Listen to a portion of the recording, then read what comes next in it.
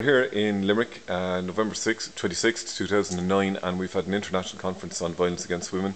We're with Elaine Dalton on our right from Clare Women's Network and Liz Price from the Limerick Women's Network on our left, and they are two of the people who helped to pull this conference together. You had 220 people here today, Elaine, from how many countries?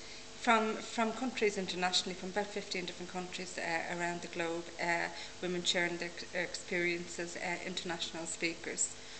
And what's so, I mean, like, if there's violence against women in India, is it different to violence against women in Tanzania or in another country? I think that was a point that came across very strongly today, actually, is that it isn't any different, that there's no difference between violence that's taking place in Ireland if a woman is getting beaten or raped or sexually abused or physically or financially abused, and it's happening everywhere, and it makes no difference what country it's happening in. It's still the same, and it has the same impact and it has the same effect on women, which is obviously a very, very negative effect.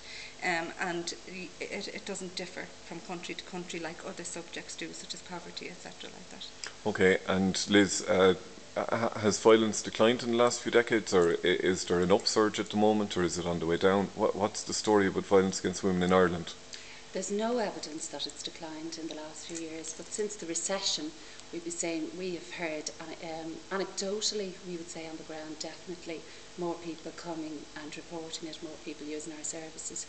And definitely we know that Women's Aid said in 2008 they had over 15,000 calls, and 1,900 of those calls were about financial abuse, so which they would say is directly linked to the recession. Okay. Now, this doesn't mean that they're under more stress. It could be something as simple as men have more access to women if they're unemployed. Okay. We don't really know. Today is part of the 16 days of action against violence against women. It's an international campaign, but and this is part of the start of it. But what were the outcomes from today? What action will result from today's international conference here in Limerick?